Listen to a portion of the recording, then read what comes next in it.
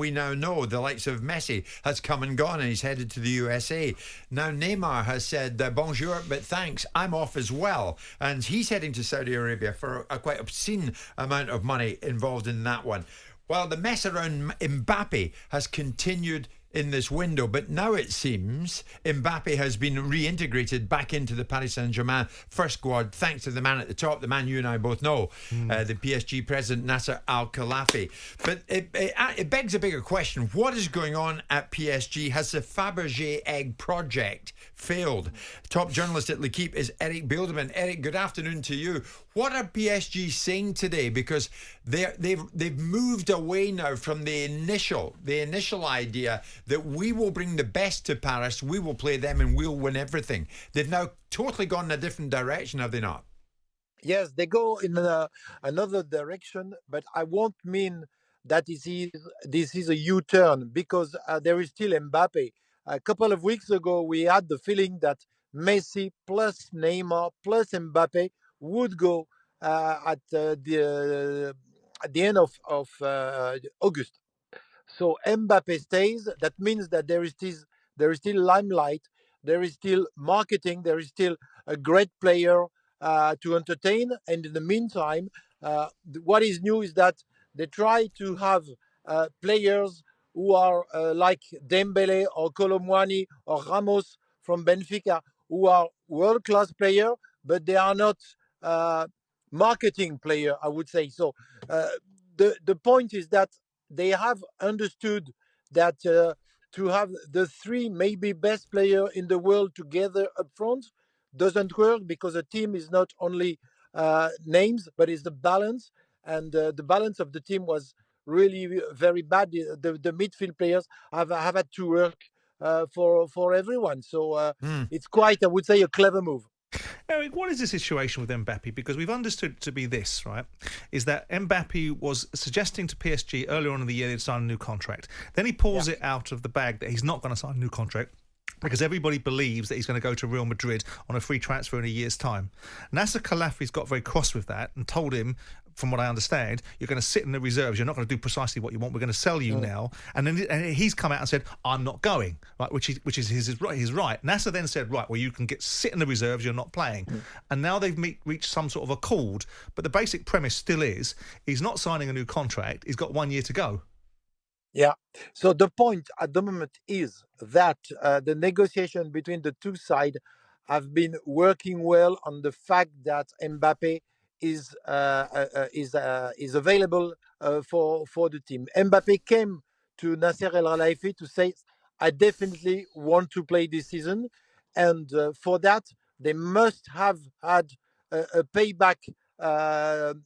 But he's never said anything different, though, has he, Erik? I mean, the only person that said something different was Nasser saying, you won't sign another contract, so now you're going to get sold.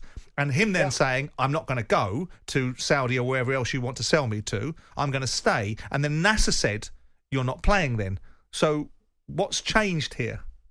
To me, what has changed is that they must have a financial counterpart from the Mbappé side.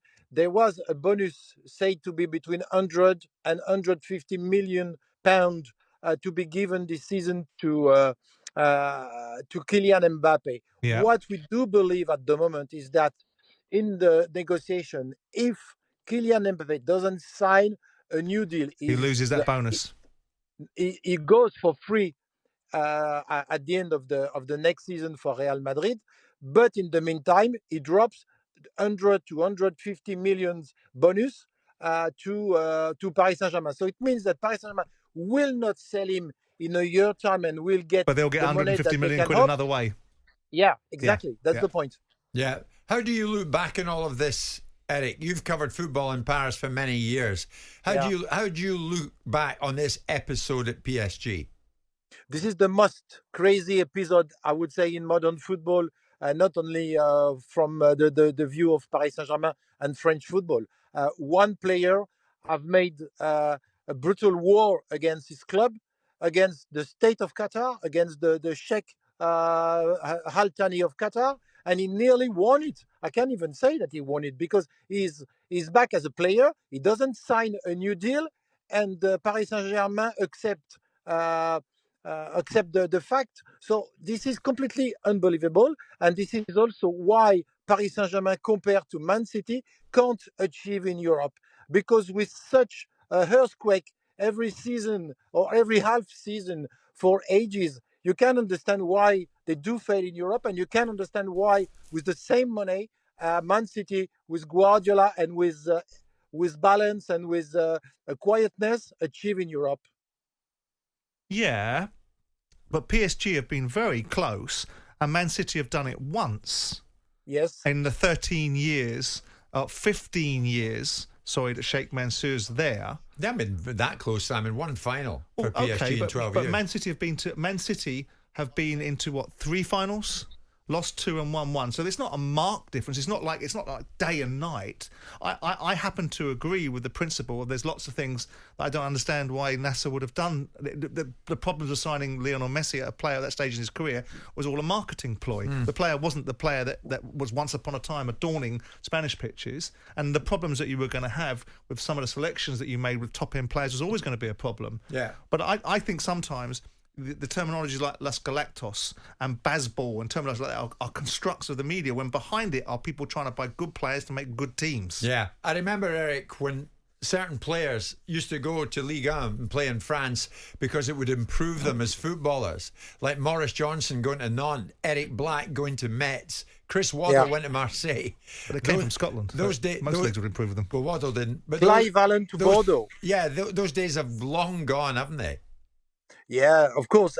Money-wise, except Paris Saint-Germain, we can't fight with the Premier League. We can't fight, of course, with the Saudi League. The point at the moment is that we still produce great players with our academies, and we are not really looking for foreigners, top guns foreigners. The one we can only have is the one who are signing for Paris Saint-Germain, who can be the very best in the world.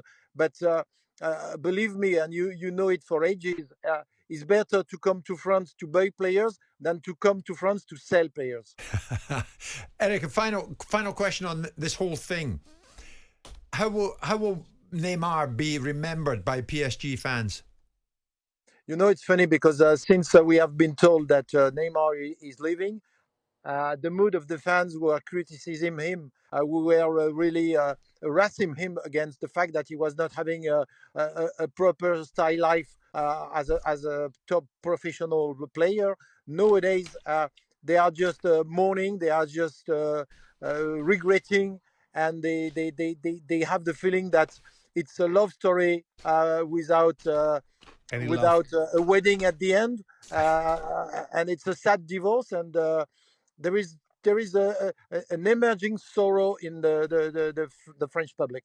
Oh, Erik, I'm going to buy L'Équipe to read that. That was terrific.